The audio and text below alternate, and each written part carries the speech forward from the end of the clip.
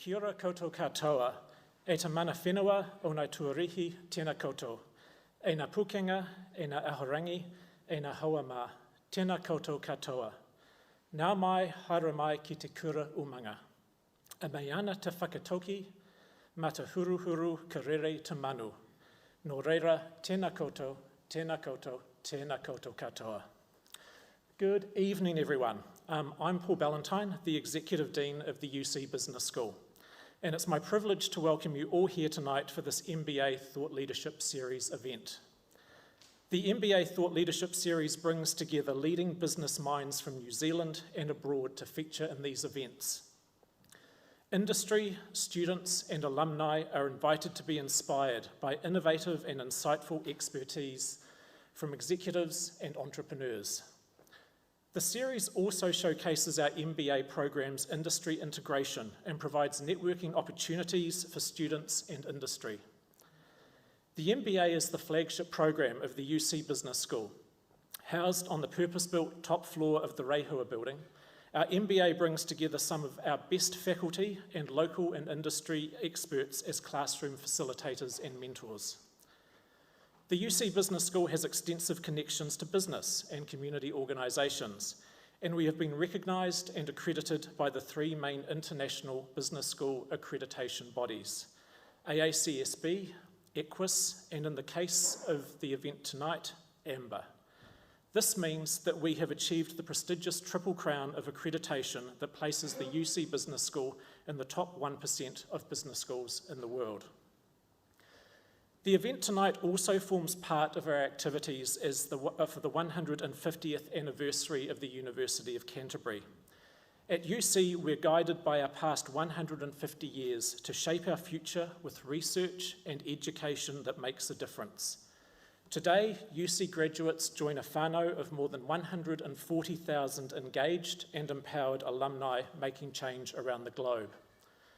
Our speaker tonight, Greg Davidson, Group Chief Executive of Datacom, is one of those alumni, holding a Bachelor of Science in Computer Science from UC. I would like to thank the Christchurch UC community who have helped us to make a difference over the last 150 years by employing our graduates, contributing to our teaching, partnering on innovation, and supporting our student scholarships and academic research. Tonight, our speaker, Greg Davidson, will discuss why his team is focused on doing work that makes a difference in people's lives. And Greg, my thanks to you for being here tonight. However, before we hear from Greg, I would like to ask our Director of the UC MBA program, Associate Professor Elsa Marie Bolter, to speak to the audience and to introduce Greg more fully. Elsa Marie.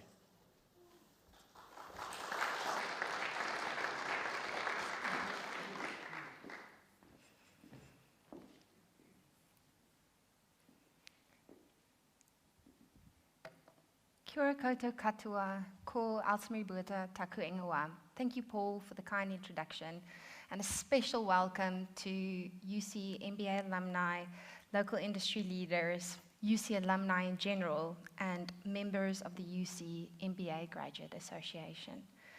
Tonight, we get to celebrate thought leadership within New Zealand in general, and here in Christchurch in particular. We get to celebrate UC's 150th birthday, and we get to celebrate an impactful leader, Greg Davidson, who I will introduce in a few minutes. Future shock, a term coined by Alvin Toffler in 1970 by writing a book with that same name. And future shock talks about the psychological and physical effect of too much change in too short a time. He spoke about the intricate link between technological change and societal change, and he said that the rapid increase of technological change is causing people to essentially be overwhelmed.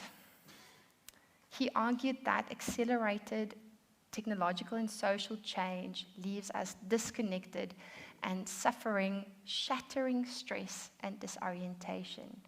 He gave a few characteristics of future shock. To mention a few of those, First was rapid technological change, so the introduction of new technologies far faster than we can keep track of. The new introduction of generative AI tools like ChatGPT comes to mind. Information overload. While he didn't coin the term, he definitely made it very popular. And he spoke about how we as humans get overwhelmed by the amount of information that we're supposed to process in a day. He spoke about increased transience. He said that in a future-shocked society, change is constant and nothing is permanent, which means that the things that we own and the things that we do, including our jobs, relationships, and even our homes, becomes transient. This transience can lead to a sense of instability and insecurity.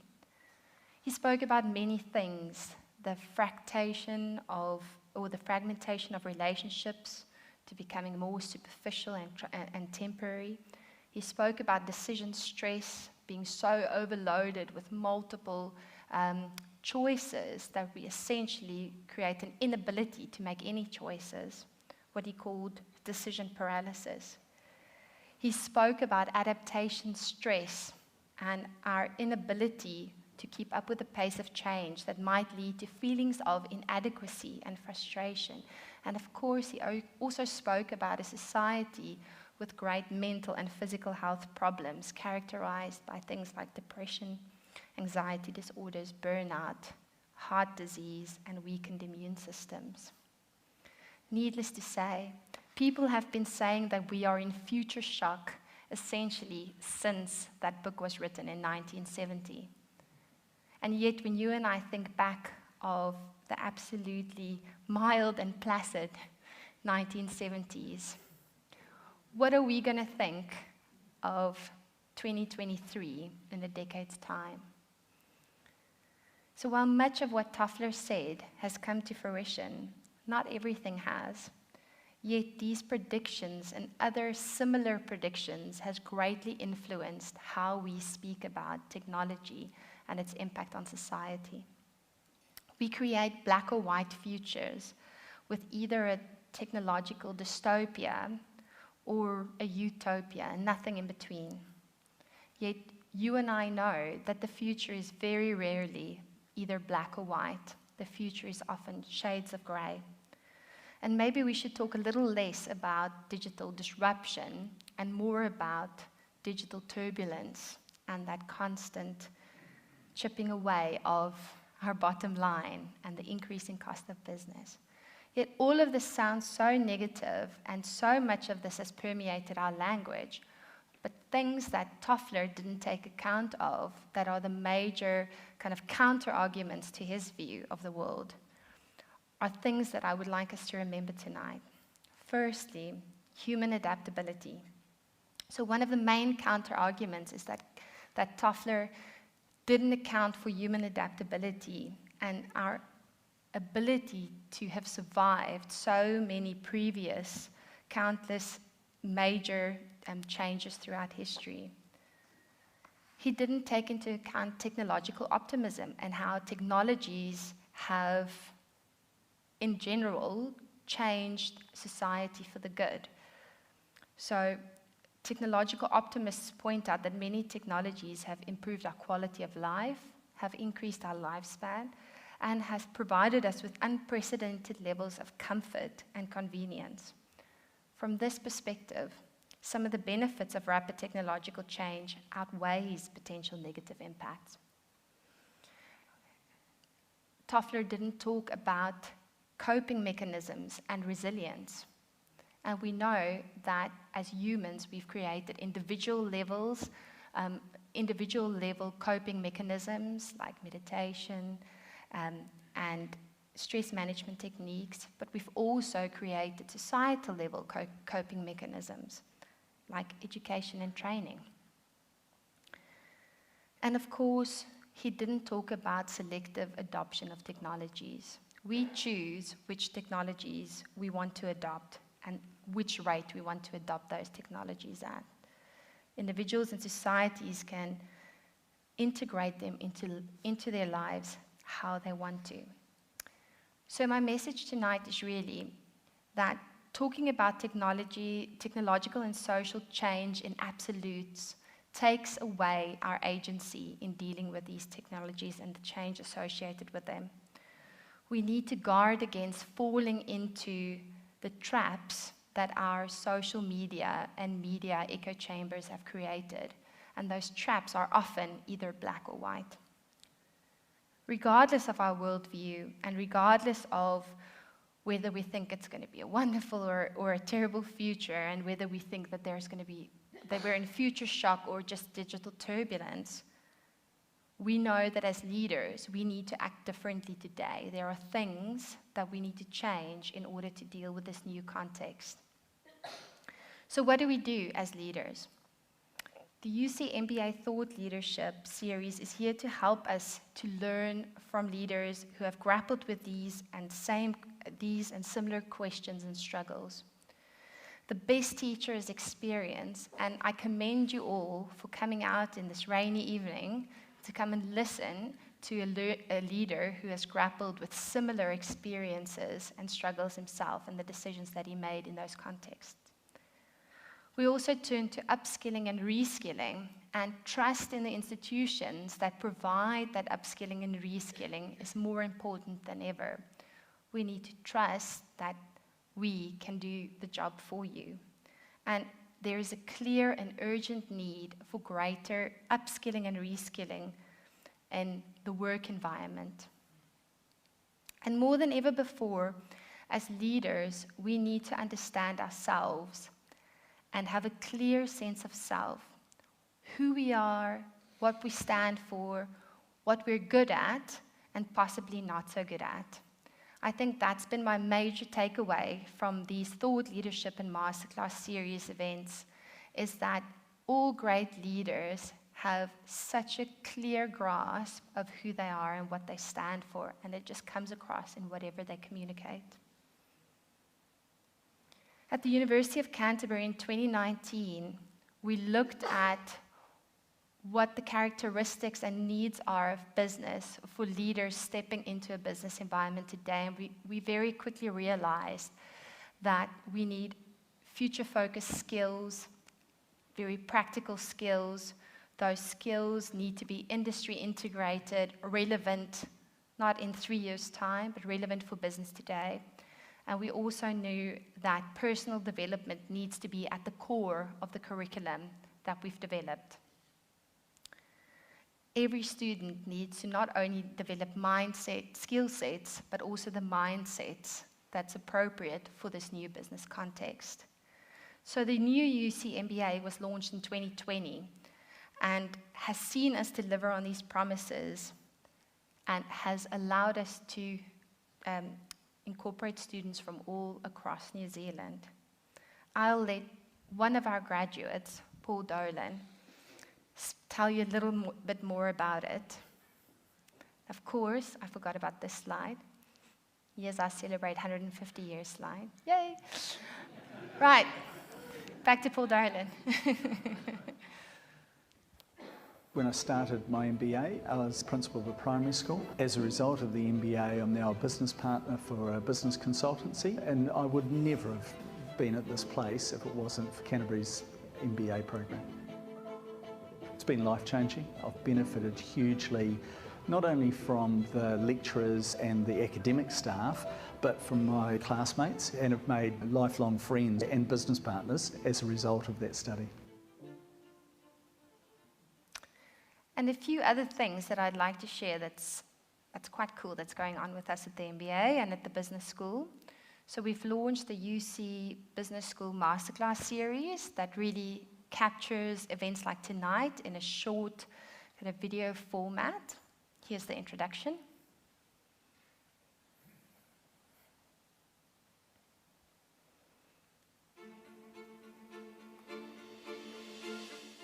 Join the University of Canterbury MBA and Executive Education for our exclusive Masterclass series. And we say, if you can change minds, you can change anything, right? It's the easy part, coming up with a plan, but the hard bit is definitely around implementing or executing that strategy.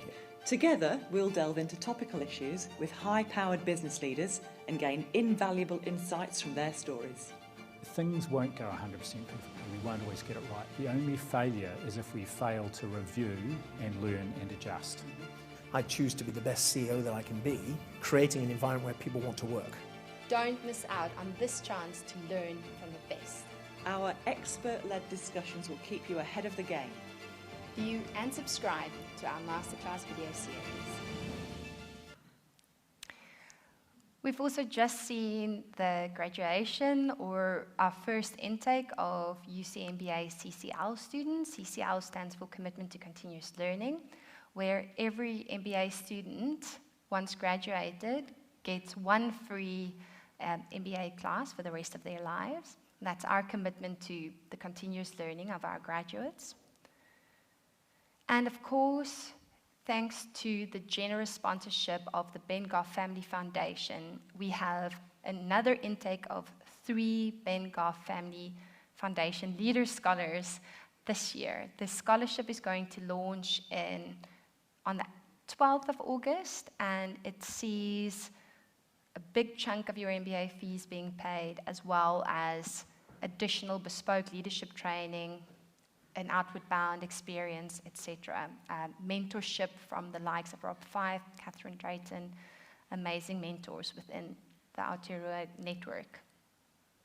And we have some amazing executive education courses that is fully aligned with this future-focused, very practical and industry-integrated view. Right. With no further ado, I would love to introduce Greg Davidson. So Greg played Lego incessantly until he discovered that you can build almost anything your mind can imagine with computers, which sparked a lifelong interest in figuring out what technology can do. His IT career started in 1990, and he worked with a number of well-known companies, including early New Zealand web pioneer company Terabyte Interactive. When he joined Datacom in 1997 as GM of Internet Services, it was a company of 600. It now has a team of nearly 7,000 people based across New Zealand and Australia. Greg is a big believer in technology as a force for good, and as Group CEO for the Datacom Group, has helped shape the company's vision and purpose, which is to enable Datacom's customers and communities to thrive and shape their own futures, and to make a difference in people's lives. He's also a University of Canterbury alumnus, and perhaps not surprisingly, he majored in computer science. Welcome.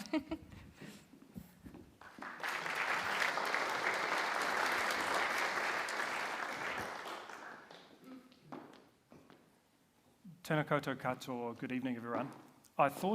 Thank you very much for the kind introduction, and I thought since I'm about to share some of what I think with all of you, it would be appropriate if I briefly shared my pepeha so you can understand my connection to people in place, which I think has informed much of how I've grown up.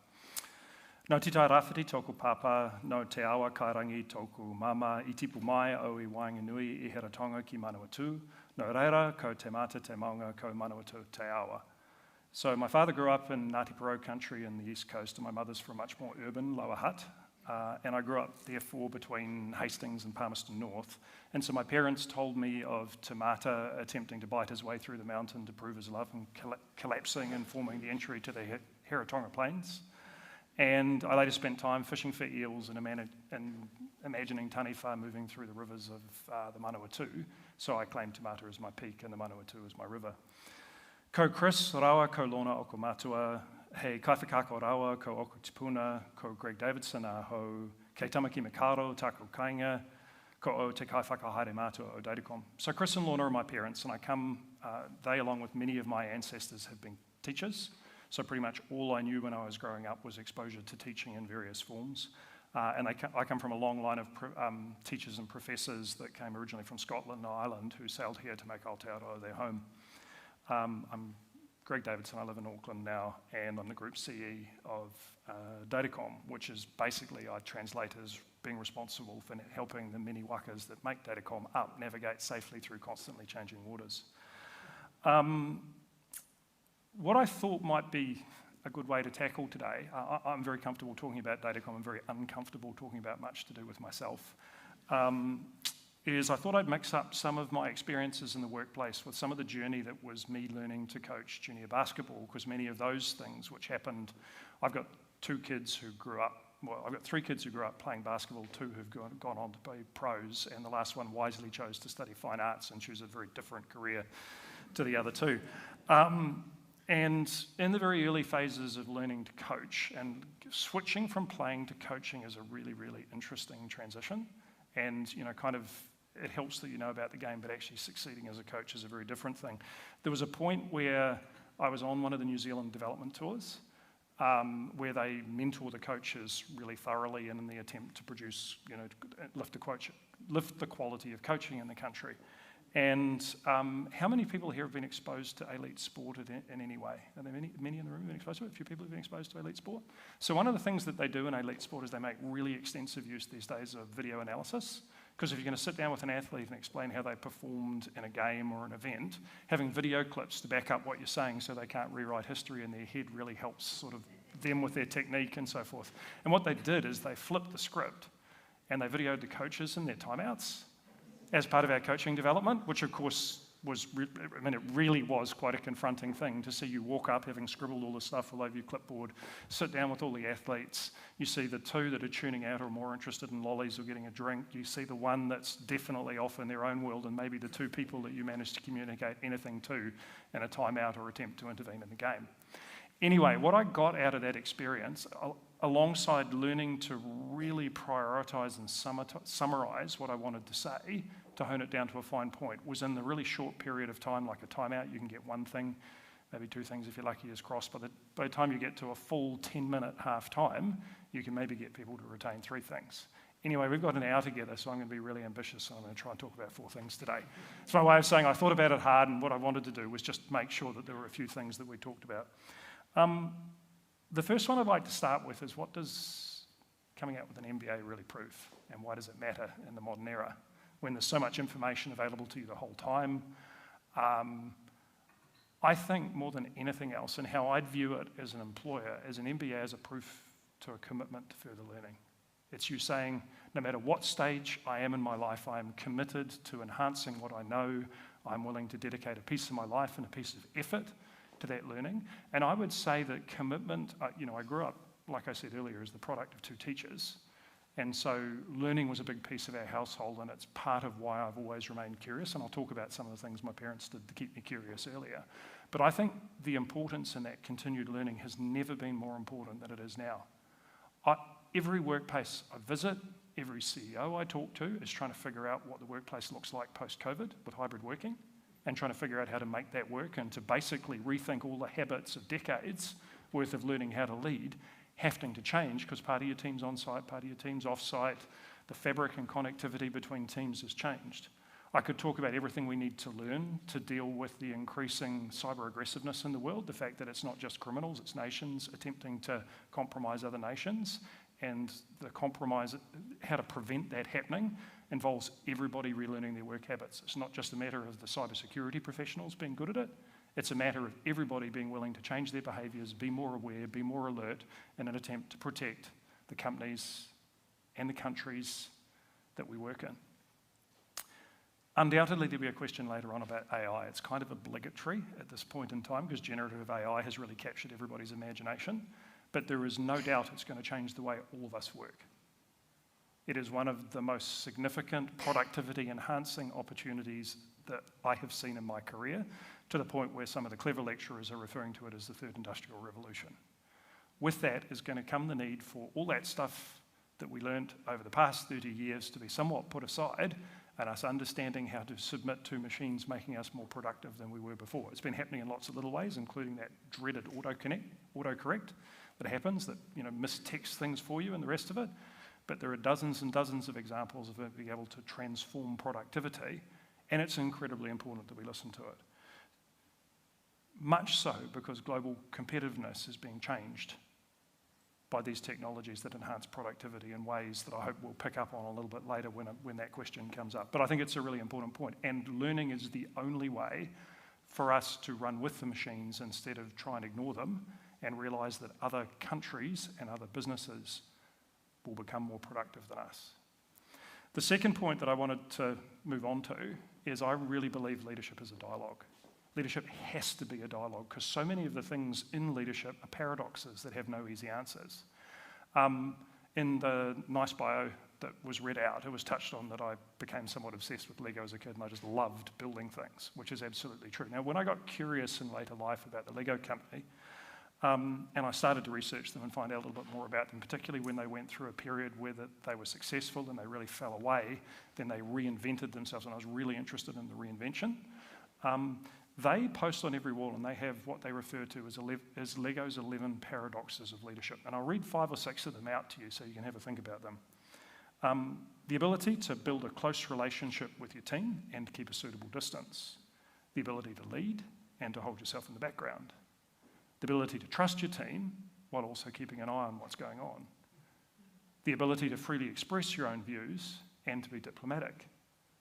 The ability to be a visionary and to keep your feet firmly planted on the ground. The ability to win consensus but also be able to cut through. The ability to be dynamic and also to be reflective. And lastly, the ability to be sure of yourself and also to be humble. Every one of those is a paradox or a contradiction, and the right answer to any one of them requires debate amongst the team as to what good looks like. And I really believe sometimes it can be dictated by circumstances. Crisis can be different to day. And so the right answers can move a little bit on those spectrums, but they absolutely do not live at the poles. They live somewhere in the middle, and trying to express what that middle looks like that is good and productive for everybody in your team is important. And by entering into that dialogue and having that dialogue with your team, A, you build common ground. Secondly, you build a consistent culture as a consequence of it, because decision-making becomes more natural and less debated than it was before. The third thing I'd like to go to is really talking about, and I'll refer to another basketball example, people don't want to be told. People don't want to be shown things. People want to be engaged in helping you achieve something. And I think this is a really important one to think about because you've actually got to be coming up with tactics to achieve this the whole time. So I'll start with the basketball story and then I'll move on to a couple of good examples of it from Datacom. In basketball, I learnt to play the game in an era when if the coach told you to run 10 shuttles, you'd run 10 shuttles and you wouldn't think twice about it and you'd go as hard as you could. What I realised with the younger groups as I was attempting to engage them in the game and teach them is actually that work ethic wasn't present yet. It might turn up in later life for some of them. Many of them were turning up because it was a social exercise or an opportunity to catch up with each other, and it was a very different kind of experience. And so how to get them to do that was a little elusive to me until on one of the coaching development situations, I was challenged to write a training plan where everything in it was game-like.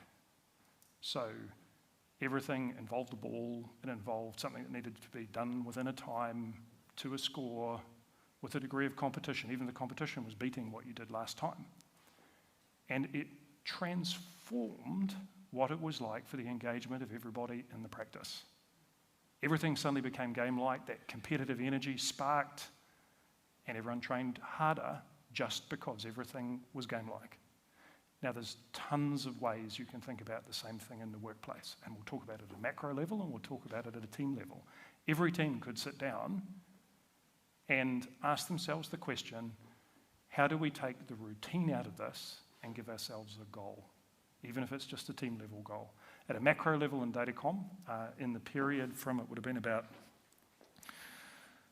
08 to 12 or 13, just after I became New Zealand CE, we did our first attempt to figure out how we fitted into the New Zealand market. You know, we were growing, we felt positive about things, and then the market share and mind share information came back, and we were about 6th in the country in market share and about 10th in mind share, because we absolutely did not do anything that resembled marketing or advertising or anything like that. And we set ourselves a goal of getting to 1 or 2 in both of those. And sure, there's a competitive element to that, but actually at that period of time, there was a tremendous amount of consolidation going on in sourcing, And so if we didn't get to an appreciable scale in either of two of those, we ran the risk of actually starting to fade away in terms of our relevance to the local market. Now, that simple goal of compete to become one or two to stay relevant actually became catalysing for the company. We went through a really great period of growth. It was exciting. Now I'm going to roll forward and give you a whole different way. And in fact, what I'll do is I'll shift to a quote, one that I really love, and then I'll give you a second example. There's a quote, and there's loads of different versions of it, and it's originally attributed to Benjamin Franklin, and it's absolutely not Benjamin Franklin's. It goes way, way, way, way, way earlier than that. It's Confucius-era philosophy. And it's, I hear and I forget, I see and I remember, I do and I understand. And post-COVID, we went through a period, the whole world, in fact, went through what got referred to as the Great Resignation. The challenge of engaging people through the COVID period and the forced lockdowns, followed by everybody reconsidering what they wanted to do with their careers, was really great. And actually, in the early stages of COVID, all I remember is jumping on a video camera in an office upstairs at home and staring at this camera and having to talk to thousands of people to reassure them they would still have jobs and that even though they were sheltering their homes, we could still work. And I think the role that technology played in enabling the economy to survive has been under-talked about. If we were doing that a decade ago, anyone who was dealing with the technology of a decade ago would realise we would have been trying to run, keep business going in a country based on voice conference bridges and email, which just would not have worked. Even the technology of 5 years ago, where they hadn't finished the fibre rollout, and actually you had precursors to Zoom and Teams that weren't anywhere near as good, probably wouldn't have supported it. So actually half of the reason that we got through that period of time was technology. One of the interesting things that got reflected back, and it was by folk who are relatively new to Datacom, was what they saw on display was the company's values, but it's not what we'd written down a decade ago. So we wanted an effort to reinvigorate how we thought about the company, how we articulated the company's values, how we stated our purpose, and how we were really clear on the vision of where we wanted to be. And then we followed that up with some strategy work. And that effort to engage everybody in the values, engage hundreds of people in the company, and involve them in really reflecting on what it was, what enabled us to get through that period, and cemented it not in a series of leadership statements, but actually in what we were as a company and what we intend. And the conversation about what we intend to achieve, I'm going to touch on as part of my last point, but it enabled people to have something that they could believe in and see as a goal and an ability to have an impact and make a difference. And that piece of it, which was arguably in my mind more effective than the competitive bit that propelled our growth at an earlier point, really reminded me of the second quote that's very like the first one, but it's actually from Maya Angelou, the famous American poet. And it's, I've learned that people will forget what you said, people will forget what you did, but people will never forget how you made them feel. And I think for me, that transition from the first piece that reflected competitiveness and reflected kind of intellect to the second one that was about how do we all want to feel as an organisation, how do we want to work together, and what common goals can we achieve, was a bit of an evolution for me as a leader too. So I thought I'd sort of share the comparison between the two, but both of them had the common theme of really understanding how to engage people in the goal rather than simply talking to them or showing them what needed to be done. And I think it's worth everybody who's currently working to go back and think, what could I do for my team? What could I do in the organisation I'm in to engage them differently and make them part of what we're trying to do rather than just put up another set of PowerPoints and present another set of slides. As a last point I'd like to leave you with, I'd like each of you, particularly those who've just got your MBA, to ask yourself the question, what footprint do you want to leave? And it's become, I think, for us as a company, a lot of what Datacom does is implements things that are invented in other parts of the world. Other pieces of it is inventing and investing in intellectual property in New Zealand. But that question of what footprint do you want to leave and what difference do you want to make is a really important one. And I'd like to draw on one of the four pillars of Te Ao Māori, kaitiakitanga, and share a little bit about that worldview and then talk about how that informs what we might do. There's an explanation, there's a quote, and I believe it's Indigenous North American. We do not inherit the world from our ancestors, we borrow it from our children. And so the question for all of us to think about is what world, how many have kids in the room? Right? we all owe it to ourselves to reflect what world are we leaving for our children, and in our case, as a technology company, what is technology doing to the world we live in, and what influence can we have on that? And so I'm going to talk about in the early days of running a tech company, I used to get really excited about the tech. As I got older, I got excited about the difference it could make in people's lives, both positively and negatively, because it can do both. And we can see examples and point to examples of really positive impact and really negative impact. At the end of the day, and when we get to some of the later discussions, you realise I'm a technology optimist, not a pessimist, but only just, and that comes out of being very, very, very aware of the risks. So Datacom's purpose is to make a difference in people's lives by turning what they can imagine into reality. And that early quote about realising that, I could turn Lego into a certain set of things, but with a computer there is, these days, very few limits to the difference you can make in the change that you can affect. So among the things Datacom does is we support the New Zealand Blood Service, giving transfusions every day. We make sure that everybody in New South Wales arrives at work on time by making sure the infrastructure enables the transport to work there. We help New Zealand Customs ensure that there were fewer P shipments into the country by doing better interceptions on all freight that comes in and out of the country. We help Beyond Blue in Australia surge to about 40% extra when mental health challenges were at an all-time max during COVID. We built systems that include the algorithms that enable organ matching to happen for the Red Cross Blood Service in Australia. If you walk through Auckland Airport, the customs systems, the MPI systems, and the airport systems all have us involved in supporting them to some extent or another. We've worked with the Reserve Bank for more than a decade to help keep the economy safe, and we're involved in processing the pay of somewhere in the region of 400,000 New Zealanders every fortnight, and looking after over 30,000 small to medium enterprises. That's the stuff that gets me out of bed in the morning, but it's not the vision for the impact we want to have in the future. That's the day-to-day for our company, doing those kind of things. I think that we sit at a pretty tricky time in a relatively unstable world post-COVID.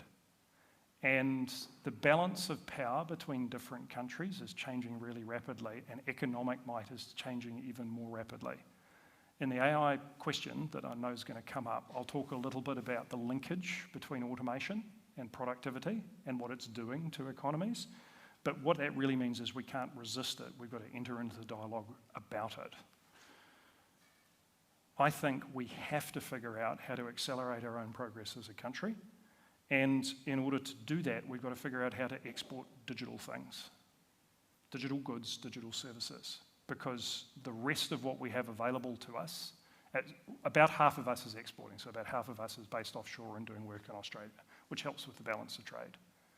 We're primarily based as a primary industry country, with the majority of the assets available to us being tourism, smart people to deliver education, and primary produce that we export to the rest of the world. So we have to embrace this digital economy if we want to write our economy and have other things that we want to export, because we are so far away from everybody else that manufacturing and some of the other things that are big generators for other countries aren't an option. I also think that alongside that, we have to get smarter and more aware about protecting our country. And by protecting our country, I mean from both obvious negative influences, such as those that want to cyber compromise our companies or our government, but also from organisations that just want to dominate the world. And I mean dominate the world economically, because disparity is growing, and it's growing really rapidly, and it's coming off the back of technological advancement. So there is the right balance of not resisting these things, but instead embracing them because they're part of productivity and competitiveness, while also walking a line to protect everybody. It's a really complicated line to run, and a bit like the paradoxes I mentioned before, one that involves all of us engaging in the dialogue and engaging in the dialogue with the lawmakers about getting the right balance between the two of them to enable New Zealand's economy to take its place in the world. Anyway, it was a fairly serious note to kind of summarise up on, but I think it's really important. I think we as a company really want to be a little bit more part of that debate, because we're one of the few that is agnostic as to the products and actually spends our life implementing them. because most of the stuff is, as I said, invented elsewhere except stuff built for this part of the world. I'm going to summarise and then turn it over to questions. I don't know how I'm going for time. I think I did okay. Yep, okay, that's good. Look, the first thing I'd like you to do is take the proof of learning you've earned, if you're one of the MBA students in the room, and make your learning and adaptation and that mental agility that you got as part of firing up that learning part of you again, and just apply it to the places that you work for next. But don't stop with the learning. I think it's such an important part of having a vibrant career. And secondly, I think the world, given the adaptation that I just pointed to that's going to be needed, desperately needs your thinking and creativity and smarts and adaptation. The second one is what I shared about leadership being a dialogue. Do engage in the dialogue. Don't see boundaries or hierarchies or those other things. Everybody needs to be part of that leadership debate. Everybody needs to be part of the conversation about what good leadership is and where you should sit on those paradoxes to make good decisions. The third one is be really creative in coming up with ways to engage your teams.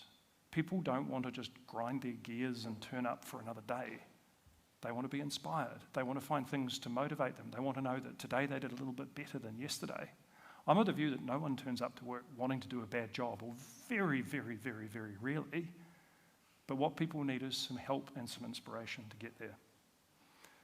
And the last thing that I wanted to leave you with is the question of what world do you want to leave for your children, and what dialogue do we need to have to ensure it is protected?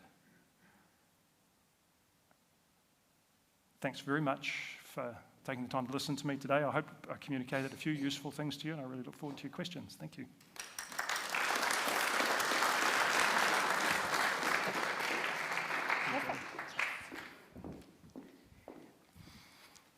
Thank you so much, Greg. I think I speak for everyone if I say that's very inspiring. Oh, thank you. And what we'll do for the next 20 to 30 minutes is I have a few questions that I get to ask Greg, and then we're going to open it up to the audience for 4 or 5 questions, and then we get to enjoy some more drinks and nibbles out in the foyer and continue networking and chatting to Greg, hopefully. Great. So you touched on so many things. You started off a little bit with your leadership journey, but I'm really interested in that trajectory of yours and how you made that move from middle to lower management to where you are today. Can you maybe talk a little bit about those kind of critical decisions and roles that put you on the career trajectory that you are on today? Yeah, that's an interesting one. It's funny, I didn't go in thinking this is what I aspire to do. It was never part of my journey. I was very lucky when I was studying at Canterbury here. The local Mac dealership needed somebody to write programs for the computers they were selling to all their business customers, because basically what came with the computers they were selling were the ability to do spreadsheets and Word and PowerPoint and whatever the equivalent was called at that point in time, not really to do business. And so I got contracted in small freelance jobs to build database-oriented systems. You now call them CRM or payroll systems or a variety of invoicing systems for those businesses. And the advantage for me in that is that I was by and large dealing with small businesses and their business leaders. So I got involved very early and got exposed to their entrepreneurialism, their desire to grow their business. And it was quite a different dialogue to perhaps the one I would have got if I joined a bigger place. And this was while I was at uni. That turned into the first period of my career. I worked for a real startup also that wasn't very role-oriented. It was very much about just all of us trying to grow in digital print and then in multimedia and then in web development and design. And I just got asked to do things because I showed competence and capability to do it. By the time I joined Datacom, once again, it wasn't as much about career decisions as it was about opportunity offered and being lucky enough to being exposed to people who saw something in me. I think the hardest part of the transition is easily the first decade and maybe a little bit of the next one was, everywhere I got to was as a consequence of the ability in my mind to see patterns and technical ability and things like that. Then you hit this point where the leadership challenge changes and the scale of the company you're involved in. I think your notes said the Datacom I joined was 600 and we're nearly 7,000 now. What's asked of you at those junctures forces you to really reflect on yourself and think about them differently and step up to differing challenges along the way.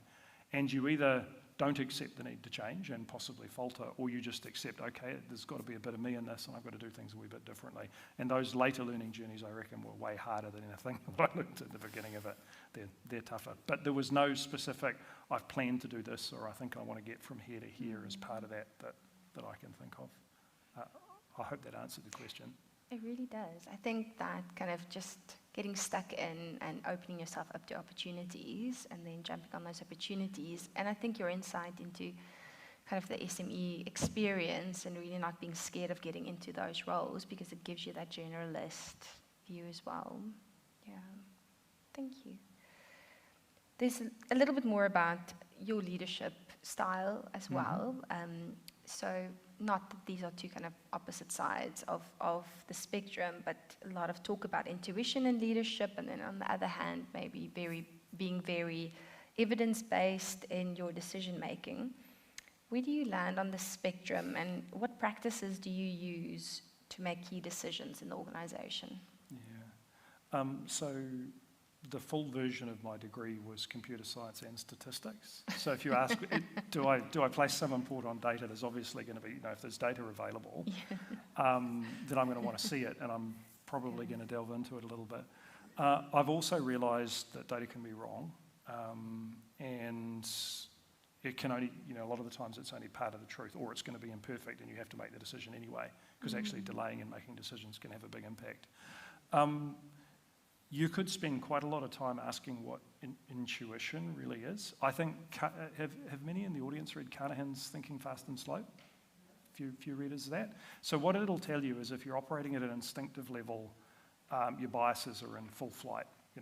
Any overconfidence bias you've got, any other biases that exist.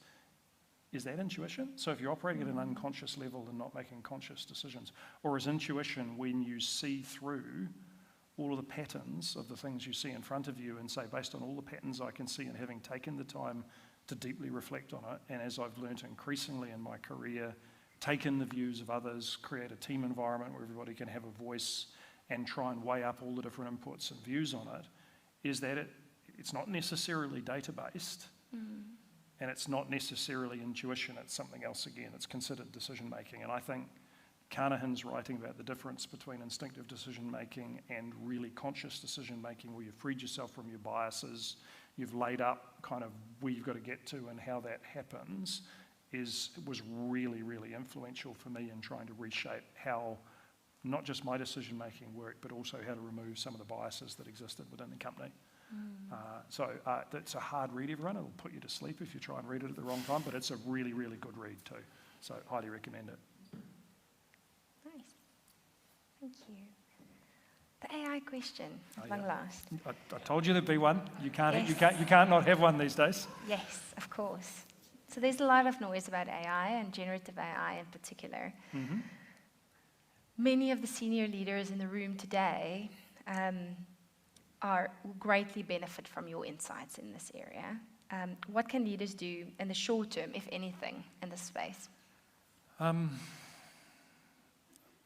Okay, so look, I think it's a big topic, and generative AI has really popularised it at the moment. So generative AI is the latest generation of the ChatGPTs and DALL-E on the image side and so forth of technologies that have ingested vast amounts of content and used very sophisticated machine learning models to spit out textual answers or pictures based on directions given to them. But the AI revolution has been happening for decades. And I'm going to touch on, I understand because we talked earlier that you were a bit of a fan of them too, Eric Brynjolfsson and Andrew McAfee, who are two MIT Sloan professors who have been researching the unlinking, they call it the great unlinking, the great separation. What's happened over the past 3 or 4 decades, and I think it started about 2000, is productivity and GDP separated from median income growth and employment growth. Now, what that means is that this is what they're referring to as the third industrial revolution, or the fact that in the early days of machines, they displaced manual labour. That's the industrial revolution. In this era of machines, they're displacing many, many, many common tasks performed by people on median to higher pay as computers start to be able to do the majority of auditing, bar a few exceptions, read two contracts and tell you the difference between two contracts, produce something that looks remarkably similar to creative output, play Texas Hold'em poker better than a person can because they can read the body language of people and tell when they're bluffing and when they're not better than a person can. I can keep going with examples of things machines are now doing that we never would have guessed they would have done even 5 years ago or 10. We might have guessed, but it felt more like the realm of science fiction than current fact. What's happened with that is more and more and more of that middle piece of the economy is being displaced and devalued because machines can do that work. And what it means is there's a fewer selection technology skills, creative skills, probably teaching. Those kind of things are less impacted, although they're still impacted to some extent or other.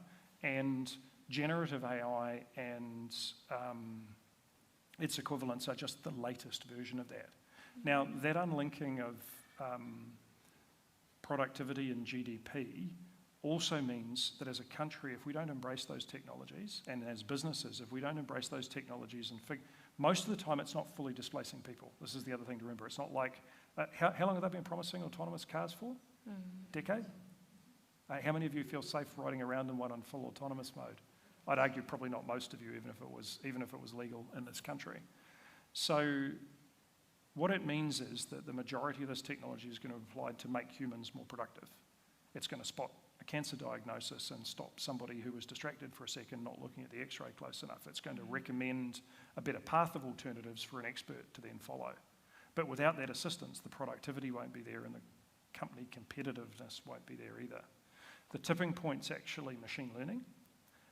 And machine learning applied to specific tasks, which doesn't require anywhere near as much data as people expect, can actually make all sorts of things that previously were so arduous people couldn't do them, or very, very boring and repetitive, simply go away as problems. And can also provide a series of expert opinions that otherwise a person wouldn't have had the full data to do the diagnosis or make the recommendations available to them. So the first thing is what should business leaders be doing, and the second thing I want to tackle is what we should be doing as a country. On what business leaders should be doing, you should be thinking about the areas where you can train a model, where you can collect sufficient data on what good looks like and train a model to make recommendations to either take the drudge out of the situation or to produce a better set of recommendations. I'll give you an easy one.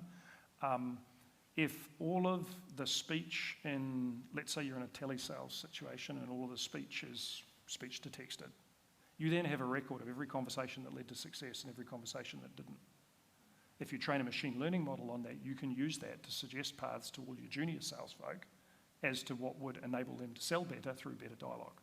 Without having to get it written or go out to anybody creative to do it, you can simply record and analyse the data to say which paths led to greater success, use some of those. That's a really trivial example of the use of machine learning.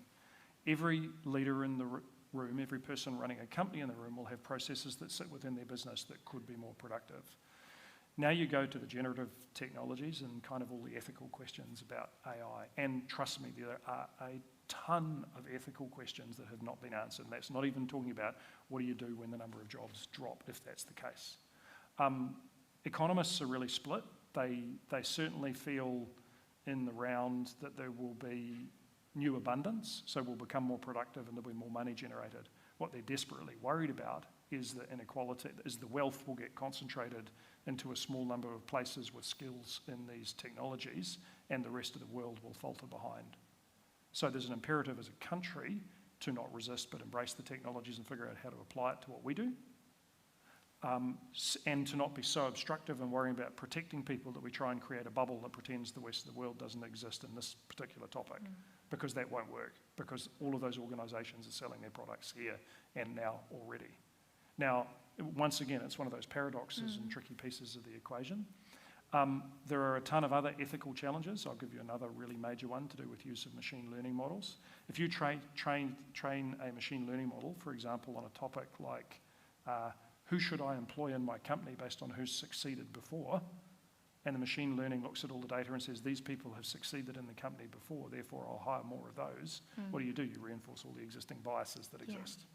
And those are only two of, I could give you a list of sort of 10 big ethical debates that are happening around the application of AI. What it means is the legislators are going to have to make decisions quick, and they're going to have to make balanced decisions, and those decisions are going to have to trade off country level productivity and GDP growth against protection, and they're going to have to land in that really tricky spot where we're trying to do both. And I think that's going to be quite hard too. So I think there's a big debate about it needed. I also think that probably the EU is a little bit further ahead in talking about this than the United States is at the moment, and I think the world could have gone a long way in copying GDPR or the equivalent and just making it easier to do business in and around the world by coming up with adopting models that have been proven elsewhere to, in that case it was to protect privacy, but in this case it will to be strike the right balance of commercialisation of the technology and protection of people concerned. That was a really rattly, covered dozens of different things answer to what I think is a topic we could probably spend a good hour on, and there'll be lots of views in the audience that I think people will be interested in too. Yeah. I'm interested in your comment about the GDPR, because I think within the AI field also, there's this view that those regulations are stifling innovation, and while there's one, while the EU has the kind of GDPR stuff, everybody else is going ahead, and how important is that then? Look, I think all companies faced with heavy compliance regulations are going to have something to say about it, right? Yeah. It's just inevitable because it does make it, and it'll be particularly global organisations that are going to say something about it because if every country you have to get your product ready for has to navigate a new set of compliance regulation, it gets very difficult to shift a product, and it's just like all these new boundaries set up to prevent commerce. I'm not necessarily holding up GDPR as the answer to privacy. Yeah. There's a lot more pieces to the equation than that, but there was active work taken and a vast number of countries bought into the answer rather than all competing to come up with different answers. 100%. So I think there was a lot of value in that. Yes. I also think that figuring out how to take the debate away from technological arguments to societal consequences is another big piece of the equation, and it does involve this really tricky balance of crystal ball gazing and kind of looking at the technologies and where they are now, and then starting to say, where could that be in 5 years' time? Yeah. If I look at one of the pieces of our business in Australia, which is our contact centre business, our contact centre business at the moment says, so everything that goes into the everything that's voice that goes into the contact centre gets transcribed to text. Every interaction, including messaging, is now real-time sentiment analysed to figure out if it's trending positive or trending negative, so intervention for good customer outcome can be arrived at. And so both of those are artificial intelligence examples, but it's fronted with conversational AI to get the right message to the right place at the right time and get now the right person to serve the question. Now, at the moment, a good deflection rate, which is industry jargon for how much of the interactions are dealt with by the machines, is 65%. So 65% of what would have been a person managing those messages is now machines. Imagine what that's going to be in 5 years' time. It'll be in the 90s, right? And so that whole world will disappear in favour of far more machine-based interaction. And what's left will be very complicated, and the opportunity for companies to be highly competitive and differentiated. I think you're going to see that mirrored right the way across of loads of different industries. And so talking about how that's managed and how we navigate it's going to be real important. Anyway, AI is a topic that I care about a bit, and it's obviously big in tech at the moment, and I'd love to hear what you're all doing with it too, if there's an opportunity in Q&A or afterwards. Still off topic, but on this topic, you mentioned something in your speech about the threat of a single company dominating and taking over. Is this the space that you were referring to? No, it's just one of many. I mean, look at, I'll give you a really interesting one of where first mover advantage in New Zealand's enabled TradeMe to build a community and survive with very little. It's not like it exists in a world where there's no competition, but it exists in a world where really you don't want to have to go to 3 different places if you're wanting to list You know, you want to get the biggest audience if you're listing something, and you want the greatest array of things if you're searching for it. So what happens? All of it concentrates down to a single platform, which has competitive advantage. And I mean, how many of you don't use Google as your place to search? Very few, right? And that's probably because you're worried about probably because you're worried about surveillance capitalism of some kind or other. But the reality is most of us would go there very happily, as long as we check every now and then to see everything that's recorded about us, for the convenience of knowing that it's such a great search engine without thinking about the fact that it's the largest online advertising platform in the world. And that's where all their money comes from. So they're helpfully serving up all this information in order to be able to market everything they know about you to the rest of the world. And have this little real-time auction for your mind that happens every time you search. So I think it's been proved time and time again that technology platforms do tend to concentrate for convenience. And it doesn't mean that they're unassailable, but it does mean that a lot of thought needs to go into what the implications are. That'd be my view on it. Awesome, and I'm sure there'll be more questions on this. Last question from my side is, what is the one thing that companies need to remember from the lessons that we've learned in the past few years and the current context that we're focusing right now? You can't plan for everything. Sometimes, probably.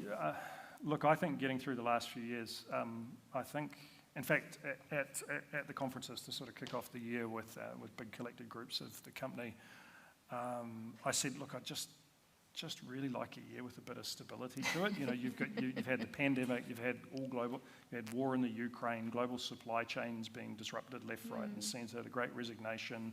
That was 2 years, 3 years. I mean, it really has been super volatile. So I think one of the lessons to take from it is you just got to be adaptable and you've got to play what's in front of you. You can't attempt to anticipate every corner of it. The second thing is be really clear about your values. We turn to what matters to us and what matters to our team and those who work for the company and our customers so many times during the last while, and tried to sort of work back from that to what good looked like. What's going to keep us relevant? What's going to keep us adapting? How do we strike this balance between everyone's desire to keep a piece of the work from home with a desire to ensure that connectedness, culture, creativity, collaboration, which is so much easier and better face-to-face, stays alive. There's dozens of it, and all of it's just meant that the rate of adaptation's gone up, and we've had to continue to sort of relearn a whole lot of stuff that we thought we had down pat and learned. So the biggest thing to take out of it is, I think, you can't plan for everything, but you've got to be really thoughtful about your response. Great. Thank you, Greg. Tim is going to run around with a microphone. Thank you. Please don't be shy with the questions. Yes. I'd love to hear a little bit of what you're thinking too. We don't ever have people being shy with the questions. Don't worry, Greg. Okay, it's one of those audiences. Awesome. Here you go. Thank you. Thanks, Greg. Ruth Richardson. I really applaud your call to arms for New Zealand to pay attention to productivity and to lift productivity. If you were in charge of powering up the New Zealand economy, what new ground would you break, or what would you do differently to the current policy setting? Yeah, I've been asked a bunch of those questions. NBR wanted me to talk about that for what the tech sector wants, with knowing that an election's coming. And my answer to that is I don't think anyone's paying much attention to tech at all at the moment. Cost of living is the conversation that's going to determine this one. From our perspective as Datacom, it's not been policy decisions outside of Buy New Zealand Made, which I'll put in a big plug for, quite shamelessly. Look, I think I'm not sure that it's policy settings that have really tilted things one way or another for us as a company, even as we've grown over into Australia. I do think if we want to keep innovation alive in New Zealand, we want more of the New Zealand startups to stay New Zealand companies. I watched 2 of them get knocked over in the past couple of weeks, sold to other parts of the world, no longer New Zealand companies, despite the fact they started here. And if that's going to be the case, we've got to think about creating an environment in this country that attracts talent, where people want to live in the country, can afford to live in the country, even in the big cities, and that makes it encouraging to start something here and make it want to stay and not feel it has to move somewhere else in order to thrive and grow and survive. And there are loads of models all the way around the world that lots of government folk have been and looked at that have encouraged innovation, that have encouraged companies to want to remain in country. And I think I'm not an expert in policy settings. My job's to run a technology company. And I think that creating an environment that attracts the talent, makes it want to stay, attracts the companies, makes them want to stay, or enables the companies to be created and finds it worthwhile to remain in country is critical. And that's kind of a circular answer to your question, but I think it answers it along the way. I hope it does anyway. I forgot to do some homework in saying that if you do ask a question, please just introduce yourself and where you're from before you ask the question. Thank you. Yeah, I'm Stefan. I'm a teacher. I got a question about political correctness and postmodernism. Ooh, political correctness, and what was the second part? Postmodernism. It's not a post-COVID, but postmodernism. So how would you exert your leadership and make a maximum positive impact in a situation that political correctness is combined with postmodernism, and the two together make havoc to our society, put our society in danger? Allow me to explain a little bit, please. So by political correctness, I mean the fear of freedom of speech, the fear of being cancelled, the fear of, being denigrated by other people. And by postmodernism, I mean a very harmful, divisive, maybe contagious way of thinking. It's a relativist way of thinking, claiming that there's no objective truth. Everything is dependent on perspective. Yep. For example, tonight there's for housekeeping, there's 4 exits, maybe 2 behind there, there's 6. If emergency happen, that's the exit. But if we don't have the same objective truth, that's gonna cause chaos if emergency happen. More real case could be, for example, recently there was, for some children who do not have gender dysphoria, they got exposed to totally age-inappropriate body show, dress-up show, which makes their parents want to withdraw them from the public school and start homeschooling. Other case could be... I think that's enough cases, though. I think we get it. Thank you. Yeah, I think I'll give it a go. Thank you. I think I'll give it a go. Just one last point, sorry. Another clear senior example is that there's emergency... Hang on, sorry. I'm going to stop you because we only have time for 4 questions. I think that's plenty. Thank you so much. Great. Go, Greg. Yeah. There was a lot in that, and what I'm trying to do is figure out which piece of it I think I've got some helpful thoughts on. I attended the,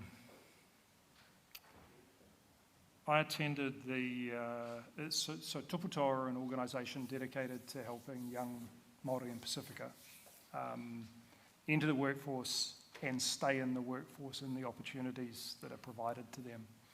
And as young, we had a whole bunch of the Tuputoa folk interning with us, and I attended the gala dinner at the end of the year, and as each one of the youngsters got up, they talked about not ever having imagined the opportunity to have joined an organisation like ours, of having been brought up in an environment that didn't give them the confidence that they could belong or could participate. And it really stayed with me. I knew it, and in many of the interactions I've had in and around them, I knew that sense that could I belong in this environment that I'm going into became a really big factor for folk. Many of the folk who I've dealt with in my career have some degree or other of what they call imposter syndrome, or sense that I can't believe I'm here, or this opportunity doesn't belong to me. We've set ourselves a goal to make, and this is a really hard goal to make the environment inside Datacom different to that of the world outside, particularly when it comes to, we call it everybody has a part, particularly when it comes to respecting everybody else's perspectives and allowing people to show up as who they are, regardless of what their gender is, what their ethnic background is, what it is that they have learned. Now, that is a really difficult challenge for any company, because society intrudes, if that makes sense, because the society norms, as you hire new people and bring them into the company, compete against your desire to provide that environment for everybody who works there. And so literally you feel like what you're trying to do is you're trying to create an opportunity for inclusion while biases and views from outside keep on intruding into that world. It to some extent or other addresses both what you're talking about in terms of cancel culture and in terms of political correctness, in that what you really want to do is create an environment that is appropriate and includes, and it does it based on people's merits and what they bring.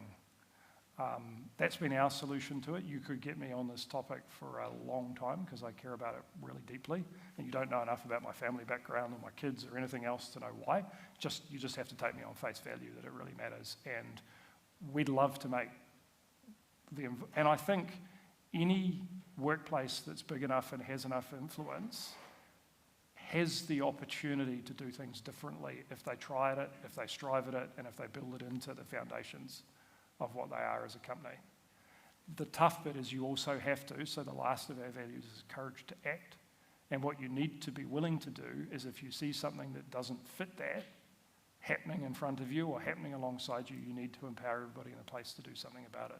Long answer, the question was long too. Hopefully I'm forgiven. Hopefully I answered at least a piece of what you're asking. Great. Hi, Greg. My name's Cam. I've got a two-part question, actually. So towards the end of your discussion, you mentioned that there is a right balance between embracing technology and then resisting it. Yep. So part one is that true in theory, or is that true in practice, that there is truly a right balance? And then number two is, how could we actually know that, if at all? That's not a difficult question at all. Do you want me to switch to philosopher? Great question. Look, the way I view it, it's a deeply philosophical question rather than anything to do with technology in my mind. I think the world has been powered on invention and progress. You know, at the heart of me is still an inventor that likes to invent things and build things. Without wanting to get sidewinded by the AI topic, our CIO demonstrated in a test environment unleashing one of the modern AIs which compromised multiple of the servers in the environment in 30 seconds. Okay. That same tactic can be used to identify all the vulnerabilities in those so that they can be patched and altered appropriately so that that environment is more secure in 30 seconds. I think most technology has a flip side that can be positive or negative. It's a tool. And it's really down to even that conversation we had about, is AI going to create disparity or is it going to create greater prosperity, comes down to the people involved in the mix. Because technology is just a tool. And so as much as it is to do with technological advancement, it's to do how we as a society react to it and the decisions we make to ensure that good things happen, not bad things. So that's the best answer I can give you to what's a hell of a question to ask with only a few minutes to answer it.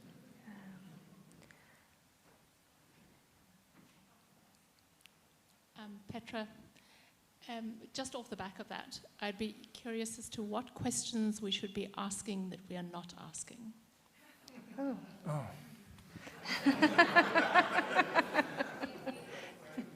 Is it always like this for the folk who come to this? It is. Okay. It is. What questions should we be asking? You could try asking ChatGPT.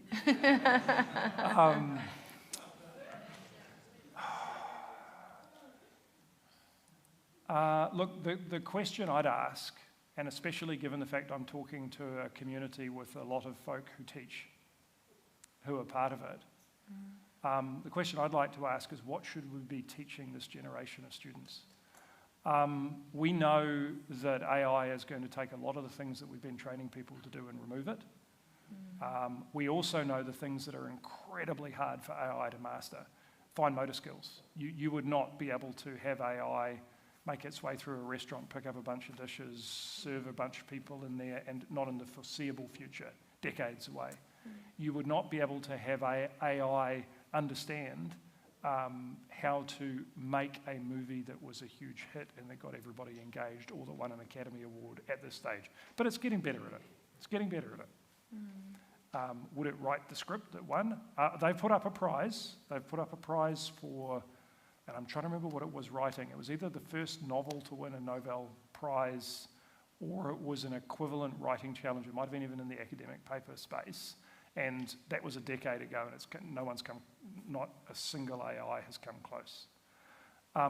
Creativity remains hard to assail, not impossible. There might be the opportunity for it to make it, and certainly it's assisting making the decisions all the time. I mean, you look at the content that Netflix is creating, it's all recommended by looking at the patterns and figuring out what are the things that generate hits for them and the rest of it, but the actual things that happen in it are still a long way away. Anyway, the question is not just AI related. What skills are the ones that are going to endure? What should you be educating this generation of kids who during, I had a daughter at university who had fine arts massively disrupted by COVID. There's a generation of kids before who are at high school who are now fronting up to university. What do they need to learn to have long careers where they're productive is the question that I think we should be in. Sounds a bit like a sermon, but it's very close to my heart. Yeah. Last question. Kia ora, Greg. Marianne Matai from Catalyst IT. Just wondering, do you see any advantage or benefit of potentially creating a generative AI engine that is New Zealand made and sensitive to our own cultural sensitivities and history and local customs and that sort of thing? So basically something that is New Zealand made and is trained on New Zealand data, obviously taking into account international as well, but really is serving the people of New Zealand. So or is it going to be something that is the international ones will just basically soak up in time and will be able to respond? I'm not sure that the international ones necessarily find it hugely difficult to ingest all of the New Zealand content as well. The models that they're built on are so incredibly large and encompassing. I think that the cold hard fact is we lack the available R&D money in New Zealand to do tons of things. Let's be real about it. The amount of money being poured into the war to create new semiconductors, some of these big areas like OpenAI, is bigger than our GDP. So what we have to do is we have to become really, really clever, and it's a hallmark of this country that we have been clever and innovative when we needed to. Why are there so many companies that were founded in Christchurch? Because it was geographically isolated, so a whole lot of manufacturing and other things popped up to service the South Island.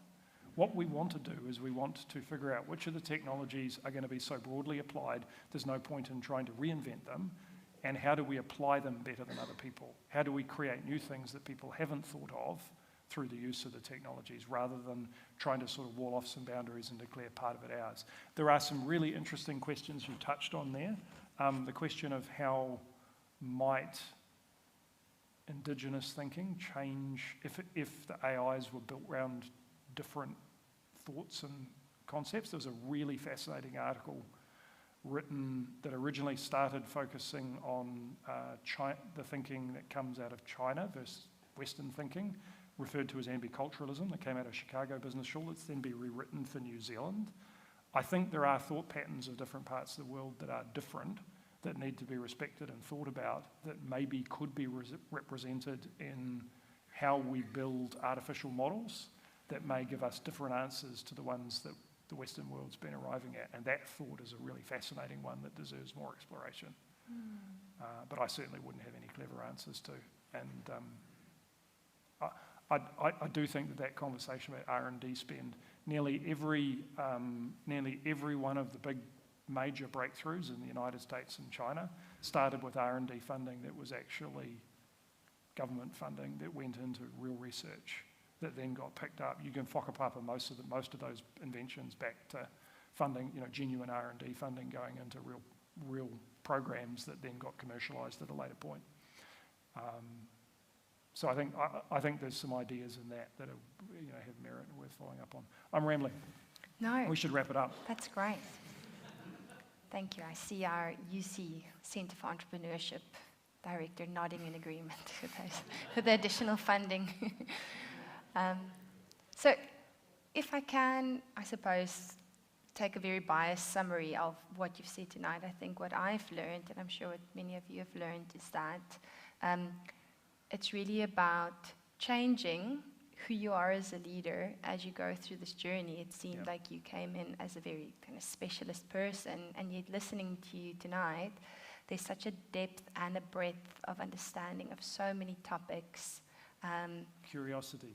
And curiosity, absolutely.